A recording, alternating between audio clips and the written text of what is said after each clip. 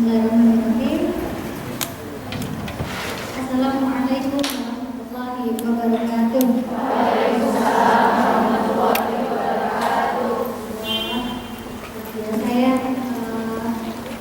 sore hari ini kita berkumpul ya dan pada amankan baru datang ya.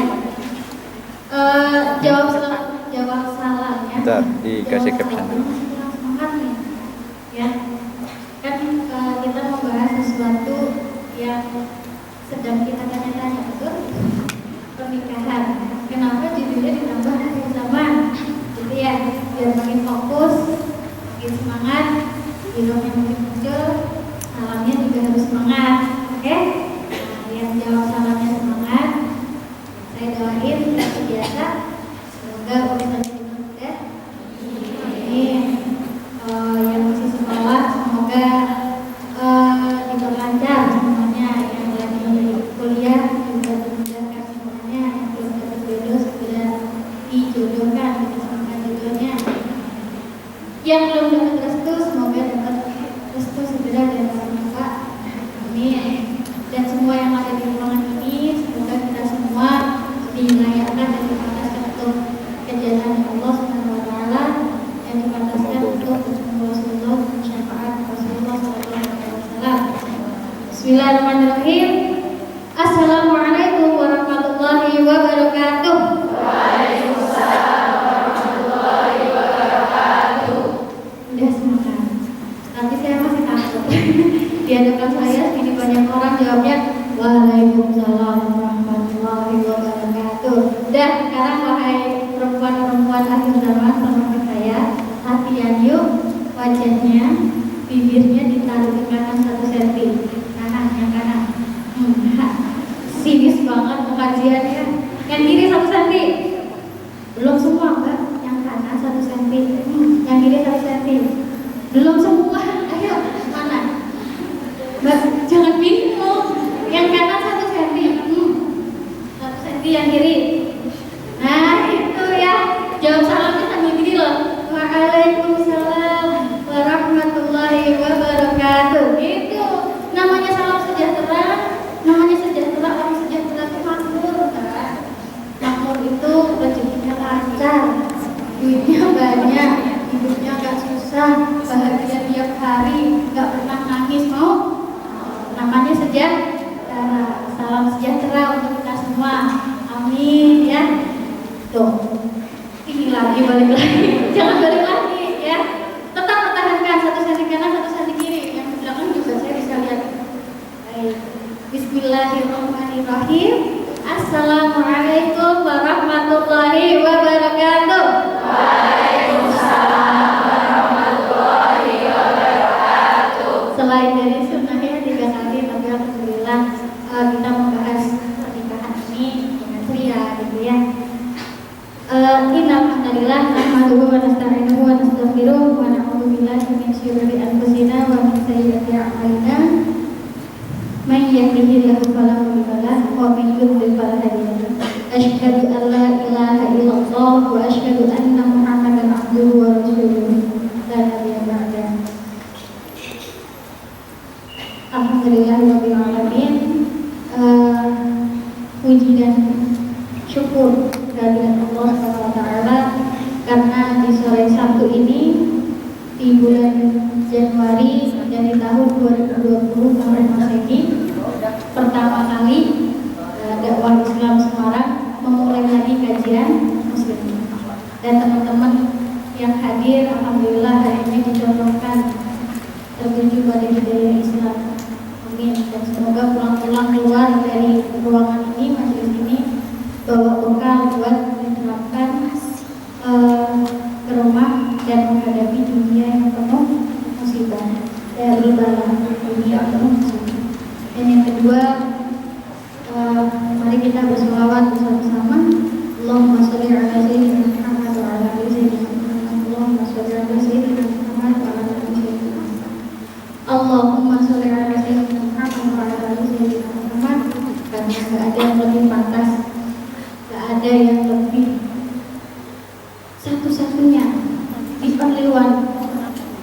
satu-satunya di hati kita kecuali Nabi Muhammad SAW yang paling tinggi harus kita cintai, yang paling kita rindukan, yang sangat kita tunggu perjumpaannya adalah Nabi Muhammad SAW.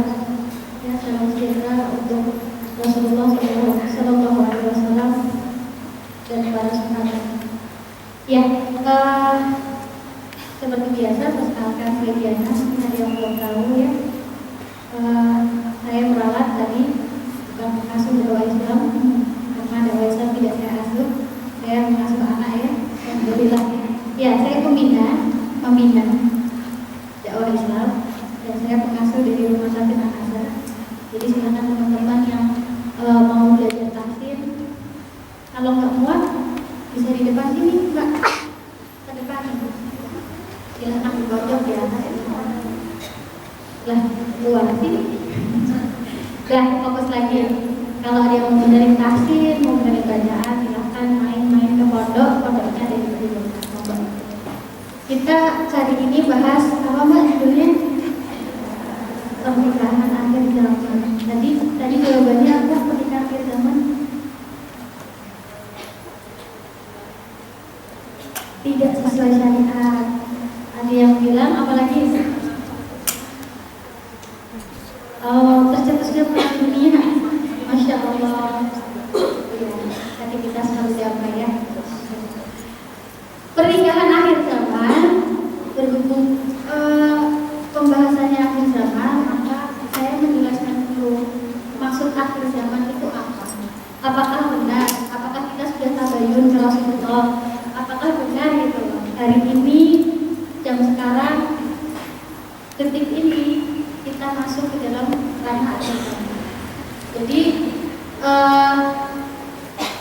kita tabayun dulu dengan apa yang Rasulullah sampaikan. Jadi nanti kalau saya nyampaikan hadis, ya ini saya baca hadisnya, karena saya belum hafal hadis. Kalau saya sampaikan hadis ini, tidak ada kecenderungan apapun dalam diri saya. Kita betul-betul masukkan dari hadis Rasulullah, ya. Jadi nanti ada satu kata yang mungkin kata-kata orang zaman sekarang katanya hadis, tapi ini hadis. Jadi saya hanya menyampaikan hadis. Baik ya. Rasulullah SAW itu mengatakan ada 5 fase. Paling sebagian besar juga udah tahu ya. 5 fase sebelum akhirnya dunia ini benar-benar Allah hancurkan dan kita akhirnya dibangkitkan di hari kiamat. Semua nanti di sini wafat satu persatu ya. Saya meninggal, Mbak Rani meninggal, dan semua meninggal. Nanti semua akan bangun, tiba-tiba tanah sudah rata dengan kiamat. Tapi sebelum sampai hari itu tiba, ada 5 fase sebelum akhirnya kiamat. Ketika itu, saat Ibnu Abi Waqqas tanya ke Rasulullah, ya Rasulullah, kiamat itu kapan?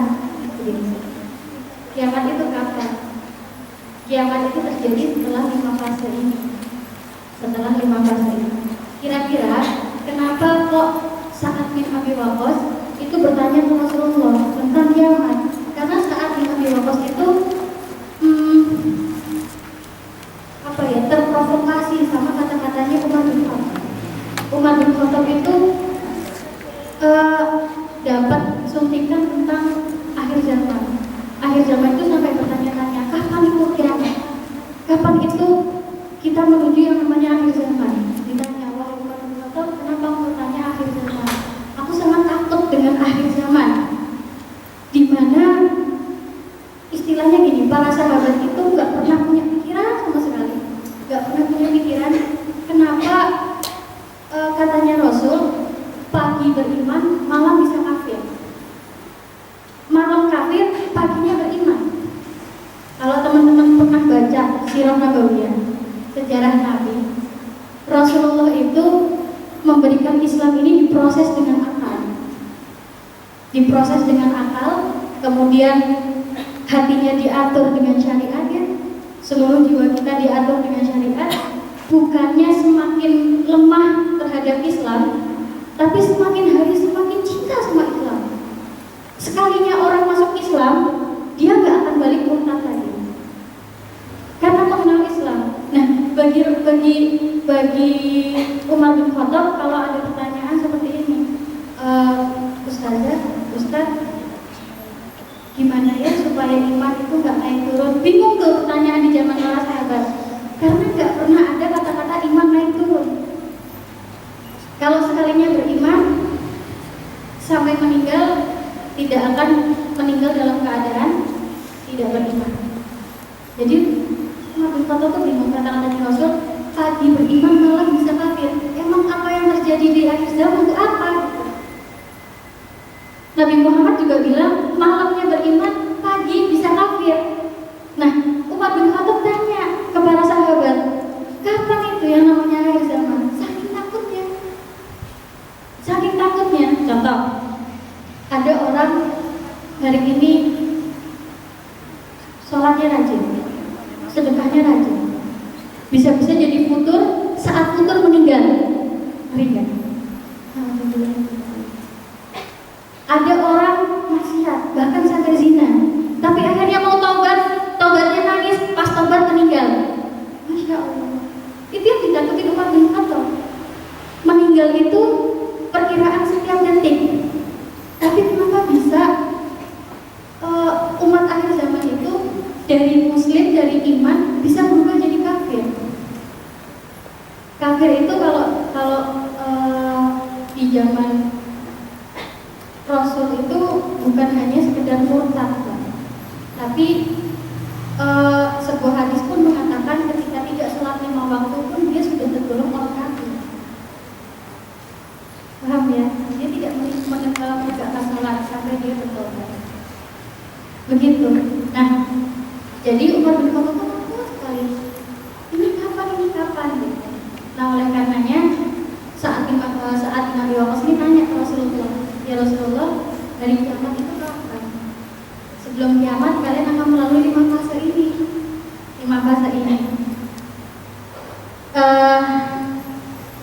Hadisnya adalah Rasulullah Shallallahu Alaihi Wasallam, beliau bersabda, takunu nubuwwatu fikum masya Allah an takun, ya, periode kenabian akan berlangsung pada kalian dalam beberapa tahun, ya. Jadi yang pertama takunu nubuwwah, periode pertama namanya nubuwwah. Nubuwwah itu artinya apa? Periode kenabian, boleh dicatat, boleh pakai HP ya. Periode pertama adalah periode kenabian. Takunu nubuwwatu fikum masya Allah an takun, tsumma yarfa'aha idza syaa ay yarfa'aha. Kemudian Allah mengangkatnya jika Allah ingin angkat zaman itu. Tsumma, lanjut nih periode kedua. Periode pertama namanya takunu nubuwwah, zaman kenabian. Zaman ketika ada Rasul, itu zaman pertama. Zaman ketika ada Rasul itu pernah saya nge-review nih yang teman-teman tahu tentang Nabi. Rasulullah melakukan hijrah dari Mekah ke Madinah. Semua tahu ya? Tahu ya? Bahkan yang belum tahu kisah Rasul pun pernah dengar kan? Namanya tahun Hijriah. Tahun hijrahnya Rasul dari Mekah ke Madinah. Kenapa kok Rasulullah hijrah dari Mekah ke Madinah? Karena di Mekah banyak tekanan, banyak yang meninggal, banyak yang disiksa, gak aman, dan Rasulullah yang penting tidak bisa menerapkan Islam secara kamu. Ya, sholat harus diawasi. Kalau syahadat nanti dibunuh. Rasulullah bisa apa? Apakah boleh Rasulullah membunuh orang sembarangan? Satu-satunya ajaran Islam, satu-satunya ajaran agama yang mengajarkan sampai hal detail sekali tentang perlakuan terhadap orang non-Islam atau kafir itu Islam. Coba saya tanya di ajaran lain, cara bagaimana berperilaku kepada orang Muslim, misalnya saya kafir, Nasrani misalnya, ya. Bagaimana kedengeran kan? Contohnya saya Nasrani misalnya, ya. Apakah di agama mereka diajarkan bagaimana berperilaku terhadap orang Muslim? Tidak. Sedangkan Islam itu mengajarkan bagaimana berperilaku terhadap orang kafir. Ya, ketika Rasulullah belum menjadi seorang khalifah, belum menjadi seorang pemimpin, Rasulullah belum memiliki daulah Islam, tidak punya kewenangan apapun. Rasulullah melarang, saya bilang mengharamkan. Ada 5 hukum ya: wajib, sunnah, mubah, makruh, haram. Dan levelnya sampai haram. Haram kasar terhadap orang kafir, dari lisan sampai perbuatan. Paham kan? Sebelum adanya khalifah, sebelum adanya daulah Islam itu kekuasaan Islam, tidak boleh satupun orang muslim kasar terhadap orang kafir, dari mulai lisan sampai perbuatan. Itu Islam mengajarkan seperti itu. Jadi kalau semakin ngaji, semakin lembut sama orang kafir, kecuali kepada orang yang zalim. Kemudian tiba-tiba ada yang ngebom, kira-kira yang ngebom itu ngaji nggak? Enggak, paham ya? Nah, apa hubungannya buat cerita ini? Karena Rasulullah ketika di Mekah, ada satu sahabat perempuan yang syahid pertama kali, namanya Sumayyah. Sumayyah ibunya Ammar bin Yasir, suaminya namanya Yasir. Sumayyah itu ditusuk dari kemaluan sampai tenggorokan. Kira-kira sebagai pemimpinnya orang muslim marah nggak Pak? Laki-laki tangannya nusuk perempuan, banci nggak? Takjak senggel ya. Tapi Rasulullah kira-kira bisa nggak tuh balas Abu Jahal? Yang itu namanya Abu Jahal, bisa balas nggak? Nggak bisa, karena aturan dari Allah, orang muslim jangan menyakiti orang kafir, meskipun orang kafir menyakiti. Baik nggak? Semakin kenal Rasul, semakin kita tahu rasa sayang. Barangkali nanti Abu Jahal masuk Islam, hebat di dalam Islam, Rasulullah berpikir seperti itu.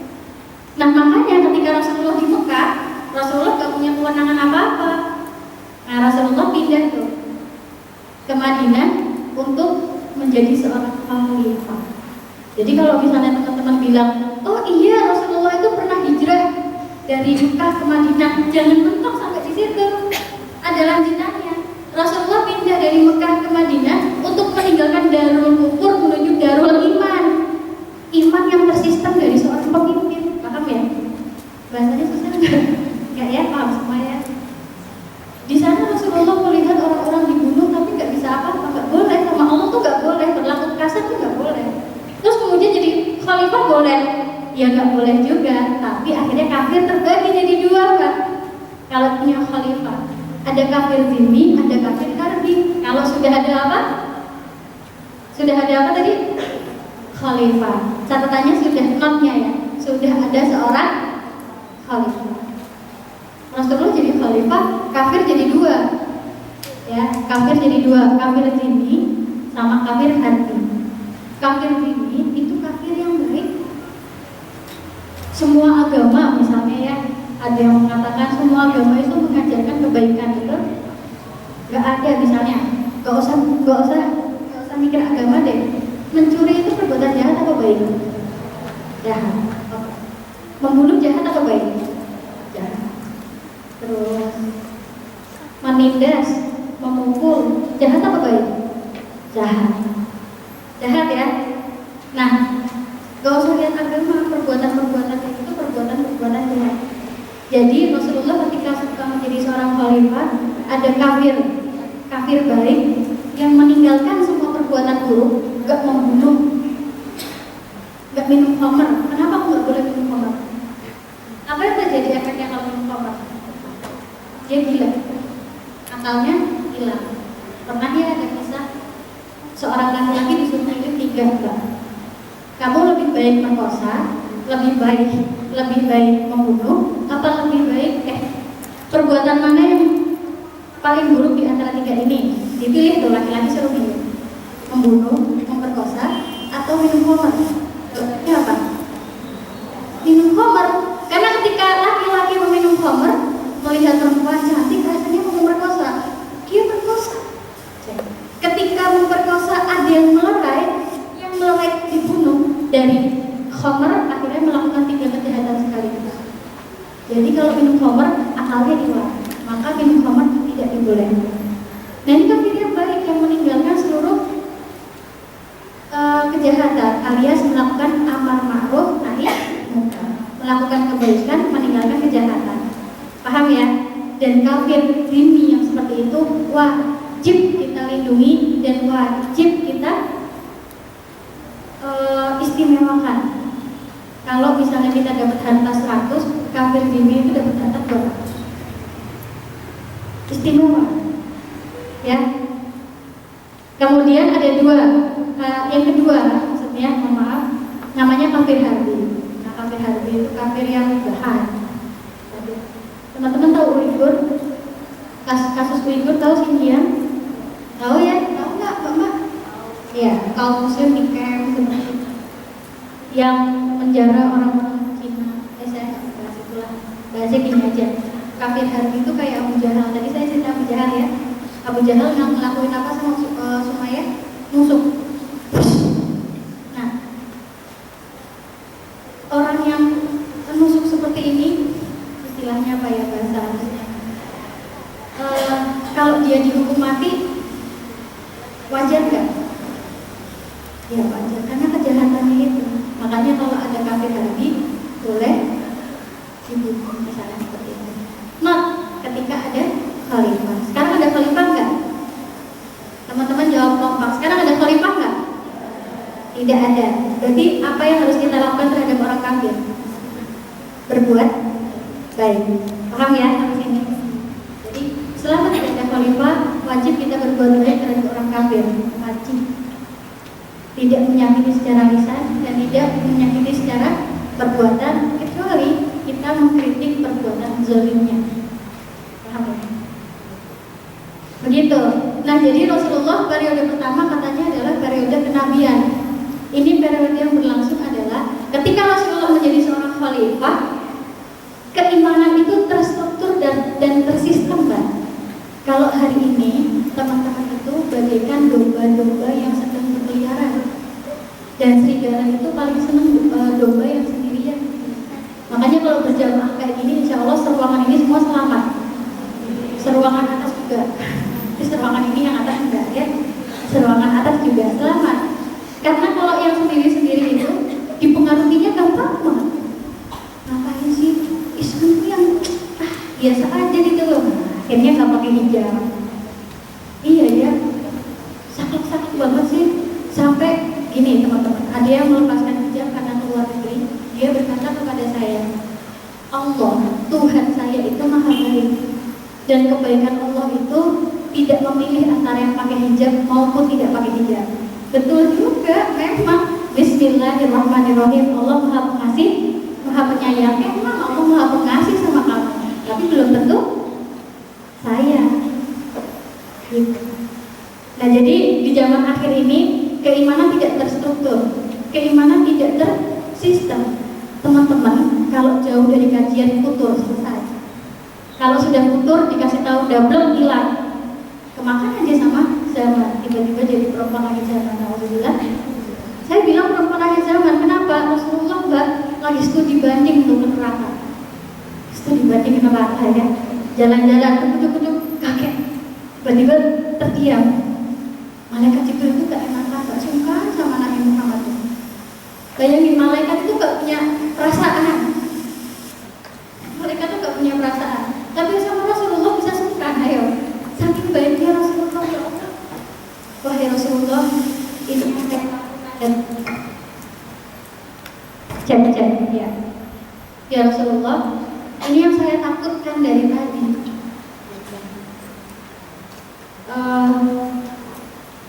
Nabi Muhammad menjawab, banyak sekali umatku di neraka yang paling bawah. Iya wahai Rasulullah. Siapa mereka? Mereka adalah umat akhir zaman ya Rasulullah. Dan ditambah sama malaikat Jibril, kebanyakan dari perempuan. Kemudian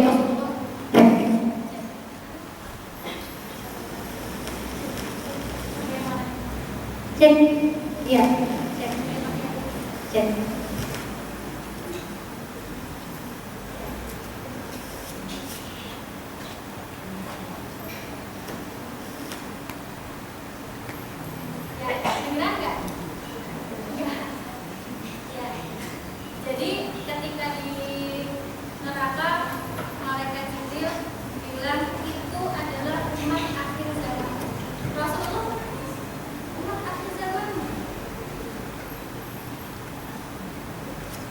Rasulullah menangis ya, umat akhir zaman.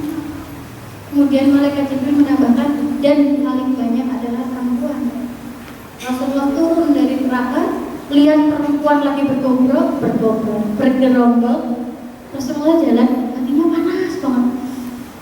Perempuan itu kalau udah kumpul ya, katanya mau melakukan hal-hal manfaat, tapi semua bahan dimakan. Bahan yang katanya manfaat kalau udah habis obrolin bahan yang lain. Bahan yang harus entek, bahan kocok dewe jadi bahan apa? Kamu tahu nggak? Yang itu loh. Lah iya, es kerasa sama sini. Ayo, nggak ada bahan itu mbak. Akhirnya ada bahan, tapi saking kelamaannya kumpul dan ngopi, jadi bahan-bahan yang ada diambil gitu. Makanya Rasulullah langsung balik badan. Ini ngapain perempuan kumpul? Katanya mau manfaat apa gitu. Nah ini langsung Rasulullah balik badan. Wahai wanita, bertobatlah kalian karena kalian paling banyak. Siapa paling banyak? Perempuan. Jadi saya bilang tadi perempuan akhir zaman itu perempuan yang paling banyak. Nah, karena Allah bilang ini. Semoga bukan kita ya mbak, jangan sedih. Mau lagi di semua. Enggak, yang di sini semua masuk surga lah. Amin. Amin. Senyum saya tahu. Jangan sedih. Jadi sedih sih. Nah, jadi di akhir zaman ini teman-teman modalnya satu, kira. Kalau nggak ikut kajian, nggak nempel sama orang soleh, hilang kita. Serius. 1 kali 24 jam teman-teman tuh dikasih kuota sama siapa ya, sama zaman ini. Terus buka aja Google gitu. Apa?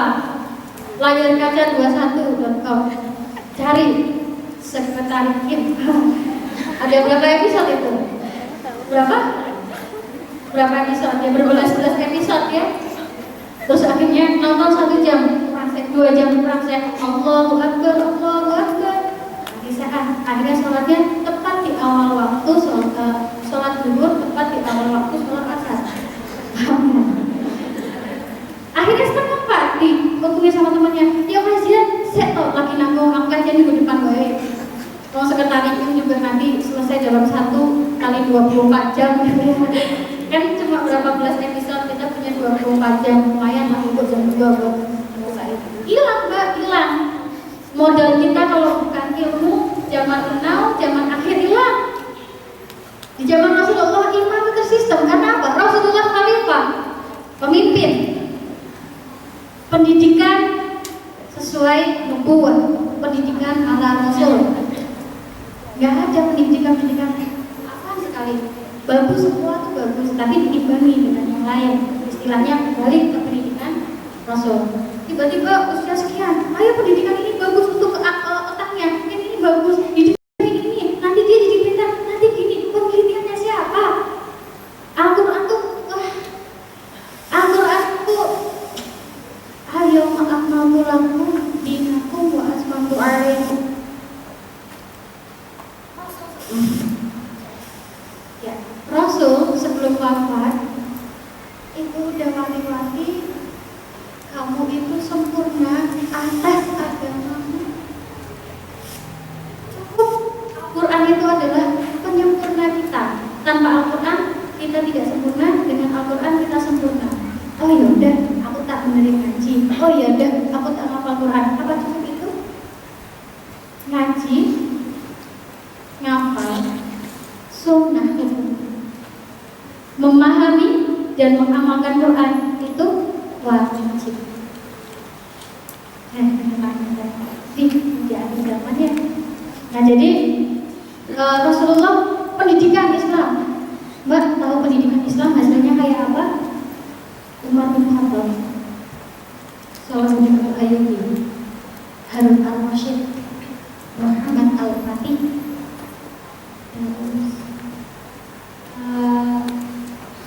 Usama bin Zaid, Muawiyah, usianya di bawah 25 tahun. Itu karyanya nggak ada yang bisa ngimbangin satu orang di muka bumi. Gak ada sama sekali. Ya, orang tua itu ingat nasihat Ali. Salah satu hak anak adalah memiliki bapak suami yang soleh. Itu sebelum milih pasangan, sebelum mempertimbangkan.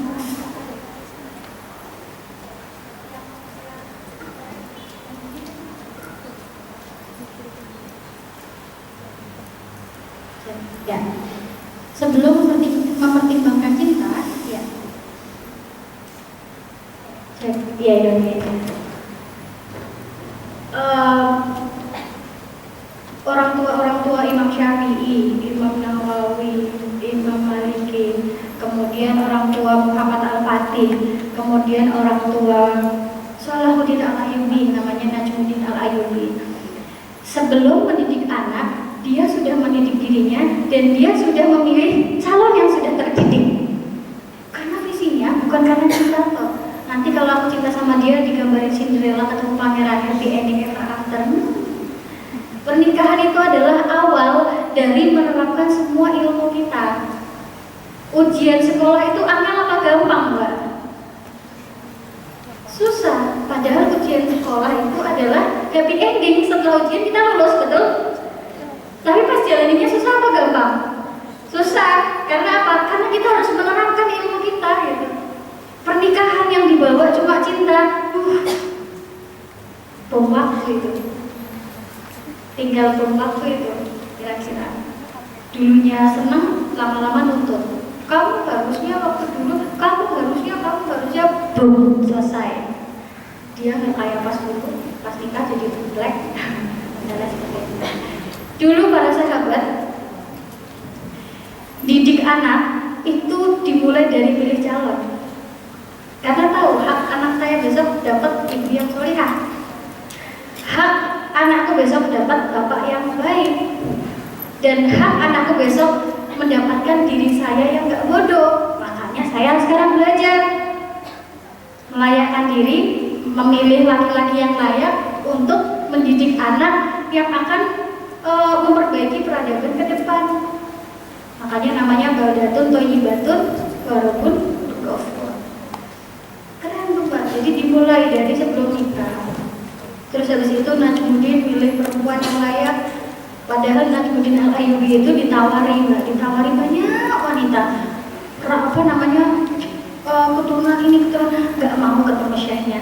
Wahai syekh, aku hanya ingin wanita yang ketika ditanya visinya, dia akan menggenggam tanganku erat dan akan mendidik anak kita bersama-sama untuk memfutuhat tahu ya, memenangkan suatu wilayah namanya Palestina, Syam. Ya, akhirnya ketemu, ternyata di balik tirai di belakang tadi ada perempuan yang bicara seperti itu. Saya ingin punya suami yang menggandeng tanganku erat dan bersama-sama kita mendidik anak untuk memfutuhat Syam.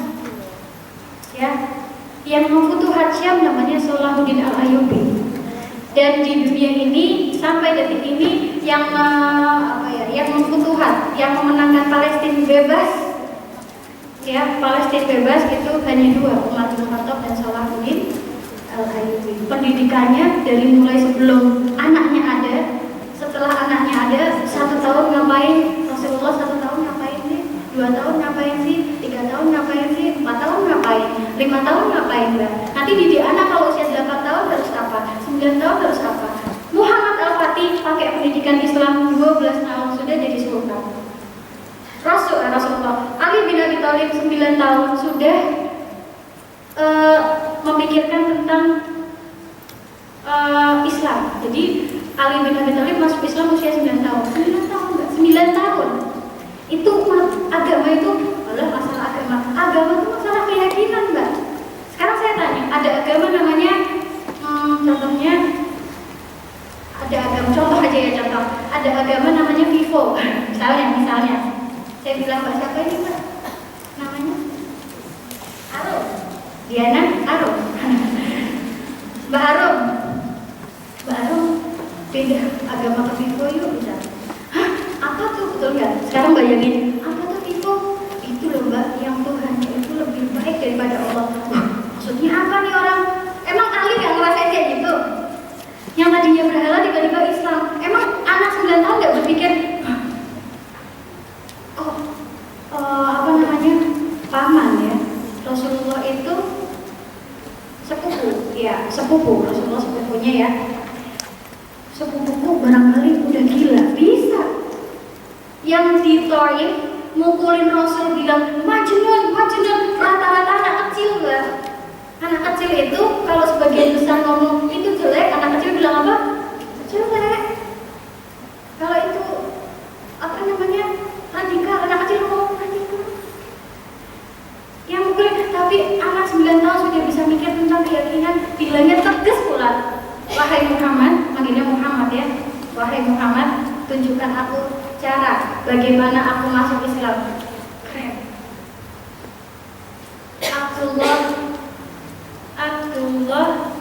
Abdullah bin Umar bin Khattab dikatakan, ihfaduka, jagalah Allah wahai anakku, dan Allah akan terus menjagamu. Di dalam hati dia tangannya diginikan sambil nangis. 10 tahun mbak, 10 tahun sambil nangis. Emang udah mudeng toh, jagalah Allah. Anak zaman sekarang emang Allah dijaga ngapain gitu? Allah dijaga ngapain? Bingung kan ya? Jagalah Allah, Allah menjagamu. Anaknya Umar bin Khattab menjadi gubernur. Jadi nangis beliau.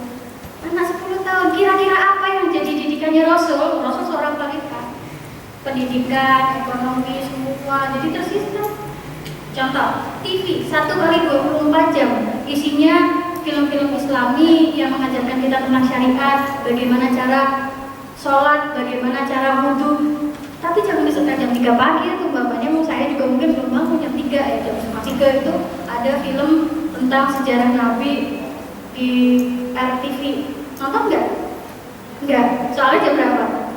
Setengah 3. Bapaknya kita buku mungkin jam 11, jam 12 gitu kan. Tapi 1 kali 24 jam di sistem dari atas untuk disetel cara-cara wudhu yang benar.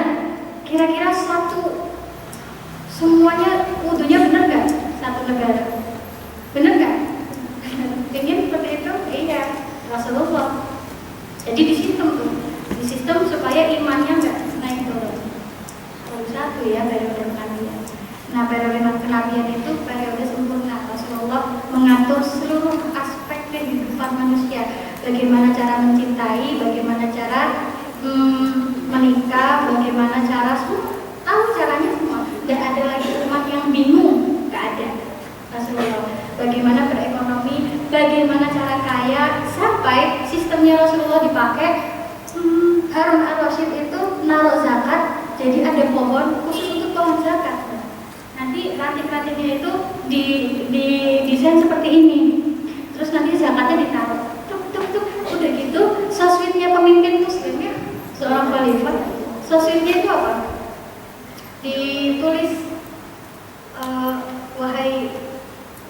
wahai penerima zakat, aku telah mencarimu kemana-mana, tapi jika engkau menemukan ini, ambillah.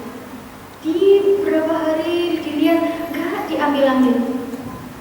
Saking kayanya, ingin kaya, ada seminar 7,5 juta cara jadi kaya, pada ikut. Giliran baca tadabbur Al-Quran gak mau, kenapa gitu loh. Pantesan Allah bilang walaupun yasarna Al-Quran al-dzikri fahmi muddakir. Al-Quran itu gampang bagi siapa yang salah. Walaupun yasarna Al-Quran, dan telah aku mudahkan Al-Quran, dan telah aku mudahkan Al-Quran. Ternyata ditambah walaupun yasarna Al-Quran al-dzikri fahmi muddakir. Bagi siapa mereka yang mau memahami. Sayangnya sedikit sekali orang mau paham, maunya bayar uang, dia sekarang aku gadain uang sekarang, dia jadi kaya. Ada tuh di dalam ayat Quran, saya takjub sekali dengan tafsir surah Ar-Ra'd itu, bagaimana cara jadi kaya. Mau nggak? Mau nggak? Jangan bilang mau nggak? Mau. Saking ya seriusnya. Mau. Tapi lama penjelasannya, bagaimana menjadi seorang pebisnis, bagaimana kita yakin nanti akan dapat keuntungan, bagaimana Al-Quran luar biasa. Dulu ada mukjizat ngomong sama binatang, mukjizat ini, mukjizat itu. Teman-teman tuh masih punya mukjizatnya Al-Quran. Punya masalah, back to Quran, masalah selesai. Gak percaya? Coba. Gak kapan ya kita curhat-curhatan. Baik, itu periode pertama. Periode pertama kok ya lama banget. Tsumma takunu khilafatan 'ala minhajin nubuwah fatakunu masya Allah an takun tsumma yarfa'aha idza syaa ayyarfa'aha. Kemudian setelah itu datanglah periode khilafah 'ala minhajin nubuwah, sebuah kehidupan di mana tidak ada nabi tapi indahnya sama seperti nabi. Paham ya? Sebuah kehidupan tidak ada nabi tapi indahnya sama seperti nabi.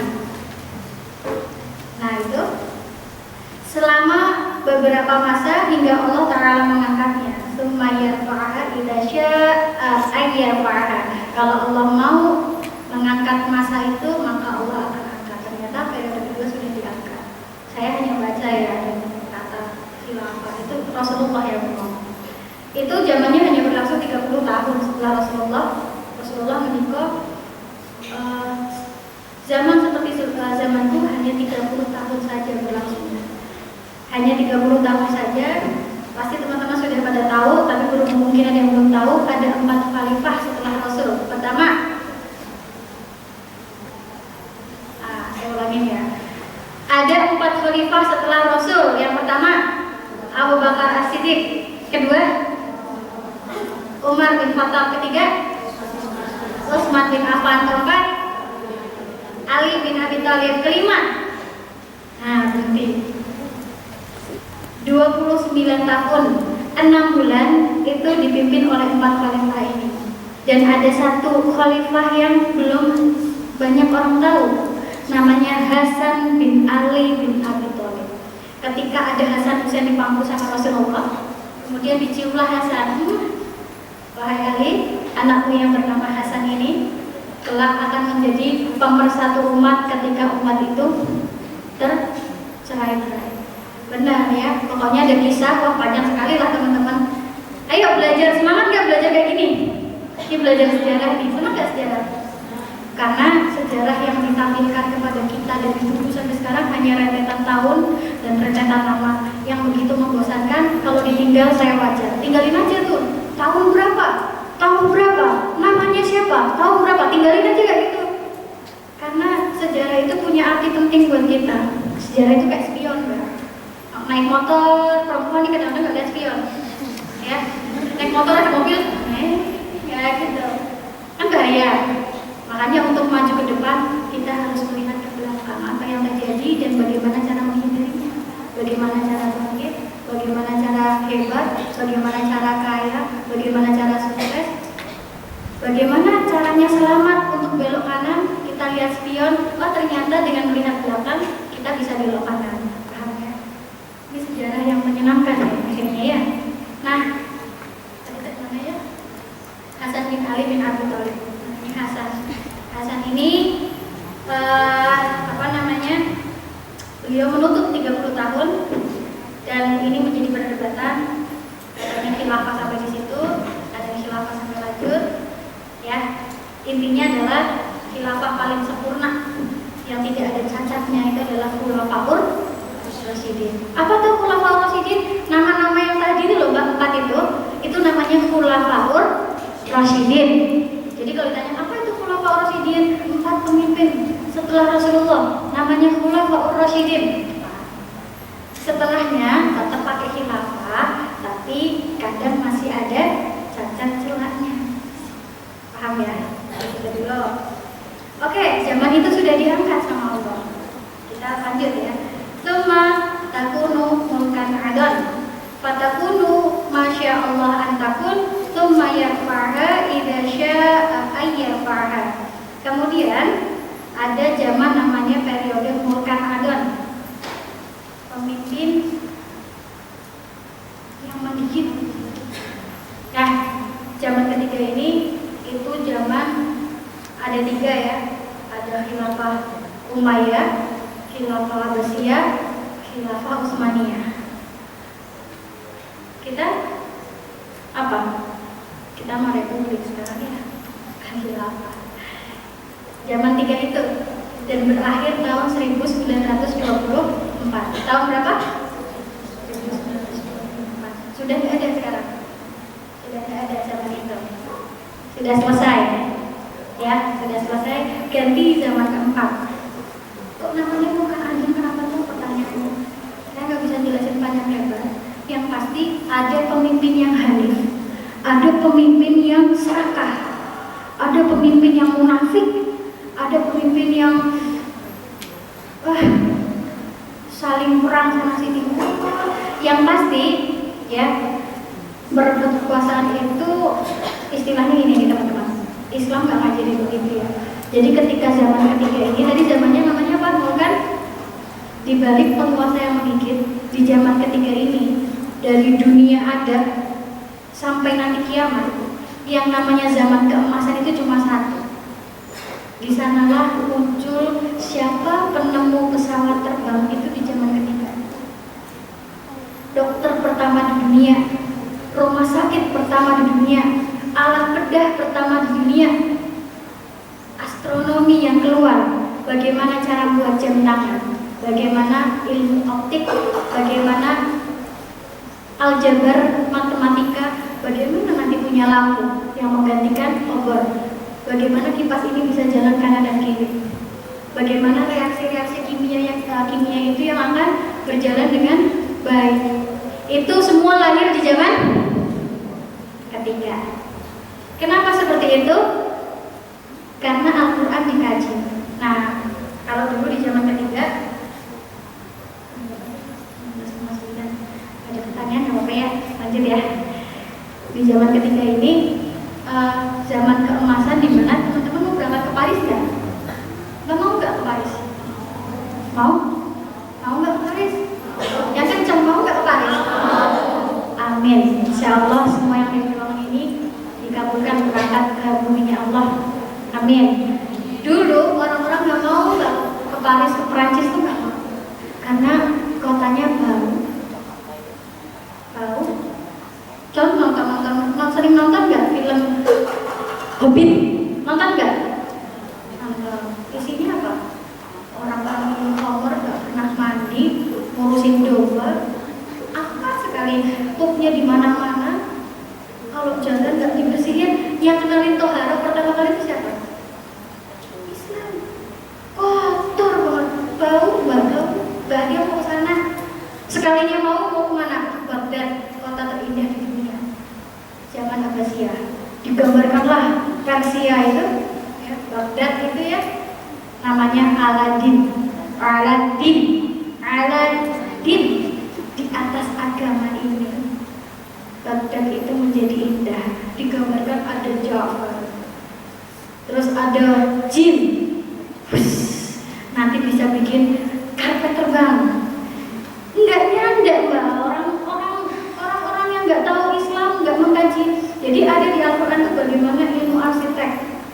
Di dalam Al-Quran, jannatin tajri min tahtihal anhar, bagaimana nanti air dari atas ke bawah, dicoba sama air dari atas ke bawah, di bawah ada taman-taman, ditata taman-taman. Wah cantik, ini namanya ilmu arsitek.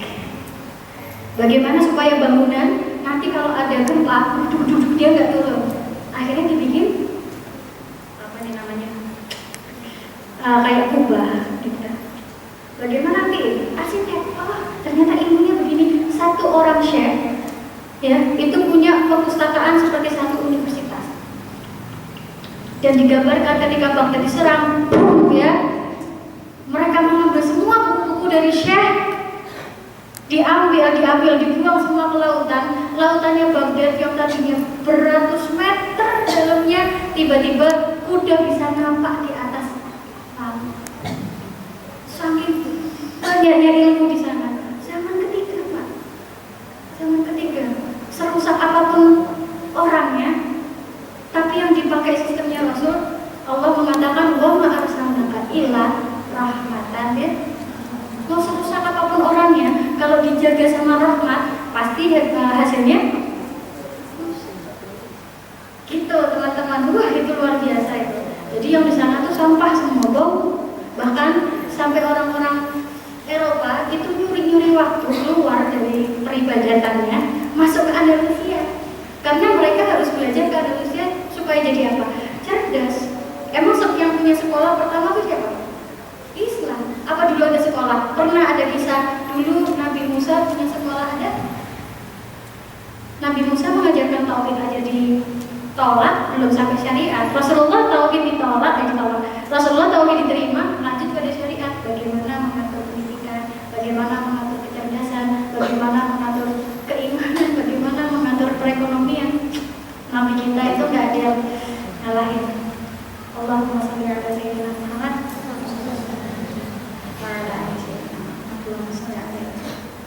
Luar biasa nih zaman ketiga, waduh keren banget gitu ya. Jadi yang pernah nonton Aladin? Nah, itulah pada di zaman Bani Abbasiyah. Akhirnya Muhammad Al-Fatih ngirim surat ke pemimpin Abbasiyah. Saya minta izin melakukan futuhat ke Konstantinopel, menjadi seorang sultan di sana. Akhirnya berhasil, dinamakan jadi Islambul, bukan Istanbul. Islambul, pusatnya Islam. Peta kalau ditutup, dibuka tengahnya Turki. Dan semua yang di ruangan ini wajib ke sana lah. Setelah umroh atau haji. Karena umroh dan haji mungkin peninggalan Rasulullah sudah dihilangkan untuk meninggalkan kesyirikan. Tapi yang di Turki masih lengkap semuanya. Wah, kegemilangan Islam di zaman ketiga masih kokoh berdiri megah. Keren banget. Tapi yang salah dikit. Iya, salah dikit banget. Kadang cuma satu saf cuma 3 orang. Ya beginilah misalnya. Wah, keren banget lah. Masjid Blue Mosque ya, kan tahu Blue Mosque? Yang sholat berapa? Lumayan ya, kalau itu sampai 3 saf. Kalau Sulaimaniyah, sholat subuh 1 rakaat paling cuma ya 10. Sedih banget. Masya Allah. Nah, Islambul itu ya luar biasa. Islambul itu khalifah-khalifahnya mereka adalah yang menyelamatkan Indonesia dari penjajahan. Ada Portugis masuk lewat Aceh, tulis surat, wahai khalifah, kirimkan aku pasukan karena di sini kami diserang dengan penjajahan imperialisme, dikirim pasukan ke sana. Karena kita sahabatan sama Turki. Ya, ini kan wilayah Islam kita. Insya Allah. Makanya lahir wanita-wanita salih. 1704 ya. Ya, Allah mengatakan supaya para idasya ayat para. Ternyata Allah mengatakan aku angkat zaman itu kalau aku mau, dan ternyata selesai. Zaman itu sudah berakhir. Ya. Masuk ke zaman keempat. Summa takunu mulkan jabbariyan. Fatakunu masya Allah antakun summa yanfa'ha idza sya'a ayyanfa'ha. Dan zaman keempat namanya mulkan jabriyah. Ini penguasa diktator. Ya, itulah. Di zaman ini kita tinggal dulu. Ya, kita tinggal dulu. Kemudian kita masuk ke zaman kelima. Summa takunu khilafatan ala minhajil wujud. Summa sakat. Dan Rasulullah mengatakan, dan kamu semua akan kembali ke zaman itu, zamannya Khulafaur Rasyidin. Summa sakat, dan semua selesai. Rasulullah terdiam. Rasulullah gak mau diajak ngomong lagi, gak mau ada penjelasan apapun, gak mau. Tinggal saminan. Tapi nggak mau, Rasulullah nggak mau, langsung berdiri ninggalin Sa'ad bin Abi Waqqas pergi. Cukup itu informasi yang disampaikan Rasul. Terima kasih. Dan kita akan kembali ke zaman namanya Bisyarah Rasul. Nah itu, ya. Pertama, apakah kita di zaman nubuwah? Kenapa enggak? Gak ada Nabi Muhammad, Insya Allah. Ya. Kedua, apakah kita di zaman Khulafaur Rasyidin? Karena nggak ada lagi bin Abi Thalib sekarang. Kalau ada, kita semua jatuh hati ya. Beliau gantengnya luar biasa, jangan lihat. Bahkan laki-laki yang melihatnya bisa menganggap beliau itu Tuhan. Ganteng. Wah, Fatimah itu bersuamikan Ali itu dari mulai bersuami kan sampai meninggal senyum terus, ganteng banget suami. Masya Allah. Aduh. bahkan rela sampai kehabisan uang yang penting selalu. Masalahnya nggak ganteng, tapi kok gimana? Mau ganteng tapi tukang pukul? Enggak, mendingan beriman meskipun enggak. Nah, itu ya kan? Iya betul kan? Iya. Nah, kalau ganteng tapi tukang pukul, elek kok jadinya gitu ya. Jadi mendingan biasa aja, jangan mau nggak ganteng. Karena laki-laki yang lembut itu selalu datang di mata kita. Dari saya mana ya, aduh, saya senang kalau urusan ganteng-ganteng kan. Apa ya dari saya mana Pak? Oh iya, zaman Ali bin Abi Thalib kita sudah dua zaman ketiga. Apakah kita di zaman Sultan Abdul Hamid? Apakah kita ada Sultan? Nah, Sultan iya, kita di zaman Sultan mah bebas. Enggak, bukan itu Sultan maksudnya ya.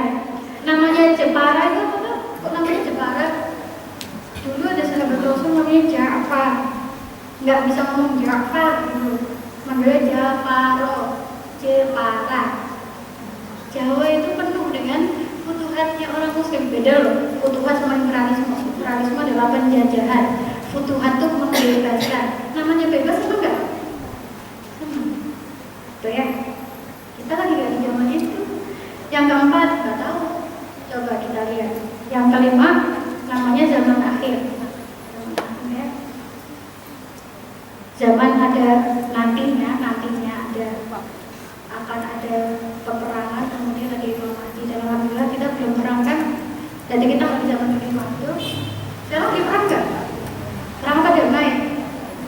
Janganlah kita masa kita perang. Mbak, damai apa perang? Damai ya. Kalau perang kan mungkin di satu luar. Alhamdulillah kita damai, mumpung damai, mumpung damai. Ngaji yang banyak, serius. Yang nikah ya. Yang nikah. Itulah ya. Jadi yang terakhir apakah ada perang? Di zaman ketiga enggak, di zaman keempat enggak. Dan di zaman kelima kan? Imam Mahdi udah ada belum? Belum. Kalau ada pun tetap Imam Mahdi sudah dijadikan sebagai kriteria calon ya, lagi perang calon. Imam Mahdi soalnya Imam Mahdi itu namanya Muhammad bin Abdullah.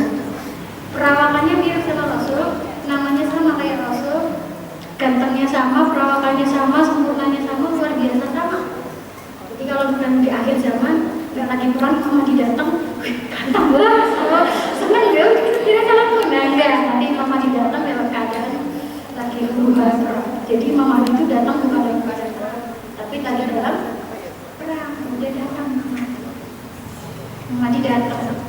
Ya, udah nggak sempat itu datang ya. Tolong saya lah paling gitu. Karena nanti nggak ada makanan teman-teman. Di akhir zaman itu nggak ada makanan.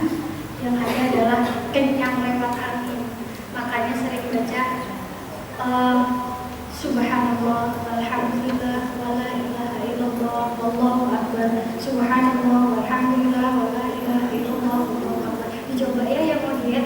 Nanti malam bisa makan coba Subhanallah, Alhamdulillah, wala ilaha illallah, wallahu akbar. Sampai 3.400-nya pastinya cobain. Baru 100 tidur ya.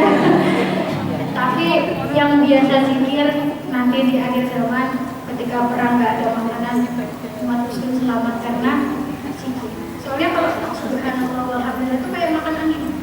Beda sama orang lapar loh, udah energinya keluar, nangis keluar, nggak tenang, akhirnya meninggal. Gitulah situasinya. Ngerti kan? Namanya juga judulnya pernikahan akhir zaman. Belum bahas pernikahannya ya. Nah jadi kelima bukan, ketiga bukan. Dan inilah zaman keempat. Berarti kita berada di zaman keempat. Zaman yang sangat membingungkan. Yang tadinya benar dirancang jadi salah. Ya. Dan Rasulullah mengatakan kalian semua akan selamat dengan mengikuti Al-Quran dan hadis. Kalau saya bilang hadis, Mbak, nggak ada pilihan lain kecuali mengenal Rasul. Namanya hadis yang keluar itu dari lisan siapa sih? Rasul. Jadi di pembinaan tahap dakwah Islam ini ada tim ideologis, ada tim akhlak umum, ada tim yang masih baru-baru, tim Aisyah, tim Fatimah. Tim ideologis ini anak-anak yang sudah 2 tahun, 1,5 tahun di sini. Saya bukan memastikan ya, mencoba untuk membina supaya hidup di akhir zaman gak ini. Itu benar apa salah sih? Maksud sih? Jadi yang tadinya salah, ya, 5 menit lagi. Iya, yang tadinya salah jadi benar jadi salah, bisa beriman dengan ngaji seminggu sekali cuma 2 jam, diserang sama tontonan 1 kali 24 jam selama 7 hari. Gak sinkron. Teman-teman sekarang sedang berjalan sendirian, tiba-tiba teman-teman tahu bangkitnya sebuah peradaban itu dimulai dari sakinah keluarga. Dan sakinahnya keluarga intinya ada di perempuan. Itu yang ingin saya sampaikan pada kalian. Perempuannya oleng, gini bayangannya. Rumah tangga yang sakinah menghasilkan anak yang cerdas, anak yang minim trauma, atau bahkan nggak punya trauma sama sekali. Kalau saya korek sedikit-sedikit teman-teman jiwanya, pasti punya ada trauma masa lalu, pendewasaan yang tertabrak ujian sana sini, yang ada kadang-kadang bukan dewasa tapi stres. Jadi masalah sama dirinya belum selesai, tiba-tiba akhir zaman perang. Jadi ini ada apa? Bingung deh. Ya, sedangkan kita harus mempersiapkan rumah tangga yang sakinah, anaknya terdidik dengan cerdas, nggak ada stres sama sekali. Dia besar nanti akan menjadi orang-orang yang sangat luar biasa ya, cerdas, memimpin, dewasa. Yang namanya dewasa itu berpikirnya tuh lebih dominan daripada bapernya ya, lebih punya solusi, bukan bagian dari masalah. Bayangin, setiap keluarga melahirkan 5 anak, 4 anak, cerdas semua, dan itu nanti 20 tahun ke depan cerdas semuanya. Bangkit gak? Perekonomian gak ada yang miskin, orang-orang gak ada yang gak punya pekerjaan, gak ada pengangguran, ya, dan sebagainya. Sudah selesai ya? Nah, itu teman-teman semua. Jadi lahirnya kehebatan dari keluarga dan pucuknya dari perempuan. Perempuannya bermasalah, laki-lakinya penuh tekanan, anaknya tidak dapat kelembutan, rumah tangganya hancur, nyala-nyalain peradaban. Nah itu, maksudnya pernikahan rumah tangga itu apa? Di akhir zaman, bingungan, gak tahu, ngikut arus, gak menyelamatkan diri dari iman, tiba-tiba menikah.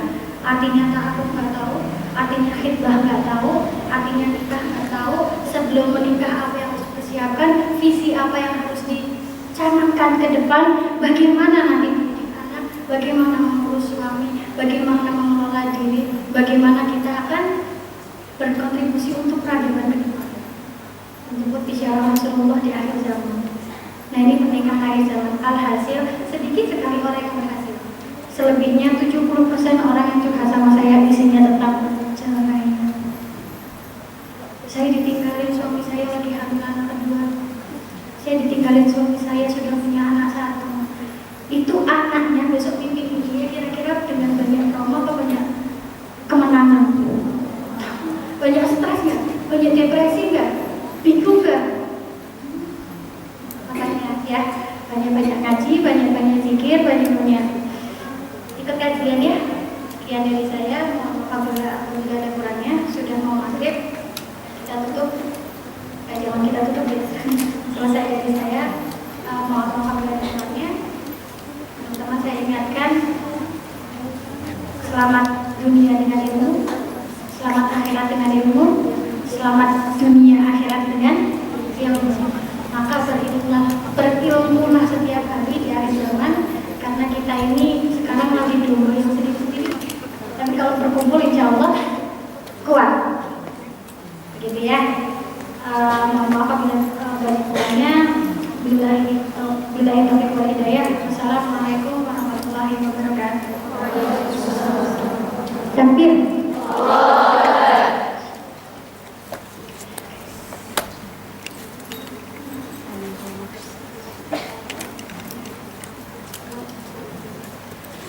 Jazakallahu khairan Ustazah untuk ilmunya.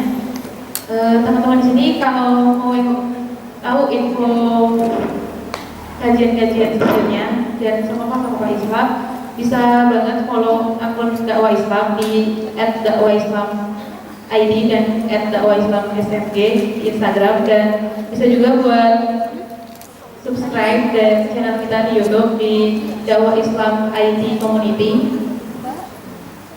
Mungkin itu saja untuk kajian pada sore hari ini. Kita tutup kajian dengan baca hamdalah, alhamdulillahirobbilalamin, istighfar 3 kali, astagfirullahaladzim, astagfirullahaladzim, astagfirullahaladzim, dan doa kafaratul majelis. Subhanallah wa bihamdika, asyhadu an la ilaha illa anta, astaghfiruka wa atubu ilaik. Dari saya kurang lebihnya mohon maaf. Billahi fi sabilillah, wassalamualaikum warahmatullahi wabarakatuh.